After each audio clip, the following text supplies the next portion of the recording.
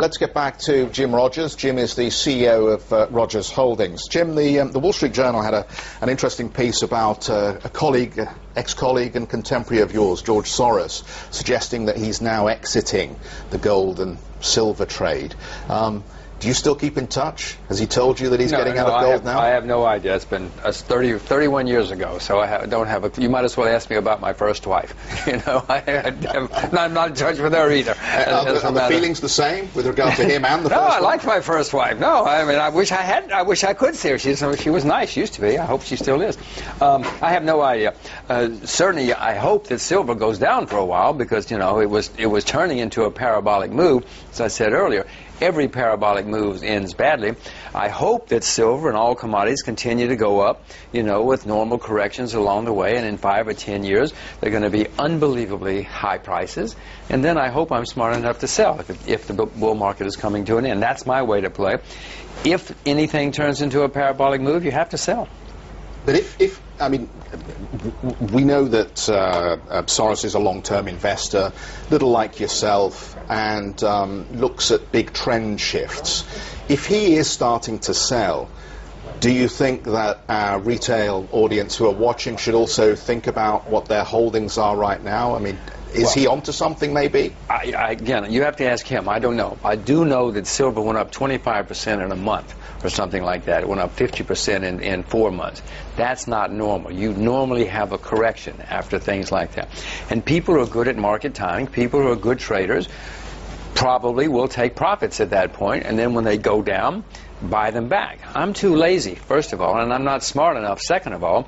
I'm the world's worst market timer. How many times have I told you, Jeff? Yeah. I'm the single worst market timer in the world. There's a difference between trading, though, and spotting the big trend and then getting the big trend right. What would your interpretation of this current market phase be, where we seem to have a... It's only short term, I know, but there is a pullback going on. You mean for precious metals? Yeah. No, I hope we have a pullback. I hope it goes down for a while. It'll be good for the market. It'll be good for the long-term view of the market. Silver touched 50 or 49 last week, whatever it was. Let's say silver goes to 38, 35, 33.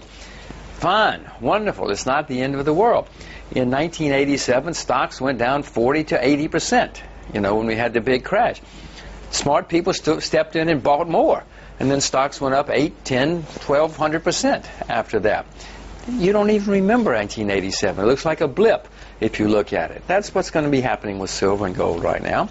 If it goes down, I hope I'm smart enough to buy more. But don't ask me about the market timing. Watch CNBC. Yeah. You watch CNBC and you can get market timing. I'm not any good at it. Let's talk about a couple of the long-term issues which we raised at the top of this hour. One of our correspondents just responding to, we're asking genuinely, where is the oil? What are the size of reserves out there? And we talked a little bit about shale. And he's replied, well, Eagle Ford, for instance, from ground to market, $30 a barrel. Barkin, $60 to market. Trillions of barrels combined. I've just been doing a little bit of work. There are estimates. Now, how much of this is recoverable, I don't know. But 900 billion, beg your pardon, 900 million reserves at Eagle Ford Shale at least. They're talking about Barkin, the same kind of numbers. Steve, 900 million is nothing. The world uses 86 million barrels of oil every day. Every day. That's 365 days a year. Do the arithmetic. Well, we found some big fields off the coast of Brazil, we think. They say we have anyway. Let's say that the wildest bull estimate is correct. It adds less than 2 years reserves to the world. Even without, I think they're talking about 2.5 billion barrels of total oil discovery in the US. But let's talk about proven oil reserves as well. That's even without the most recent estimates from Iran and Iraq who've both actually been competing with each other as much as anything else to up their reserves rates. We're talking about...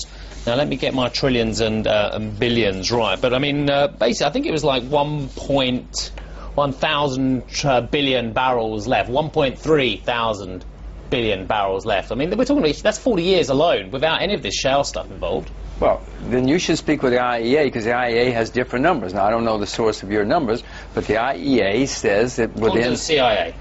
The CIA? The World Fact Book from the CIA. Well, I, with all due respect, I don't get my advice from the American government. I don't get my advice from any government. If you're gonna rely on governments for your investment advice, you're going to go broke. Part of, isn't that a combination of OECD governments, 27 OECD governments? Isn't that what the IEA is? It is the group which sort of looks after the world oil all those situation. consuming nations. Yes, So it's kind of government related, isn't it?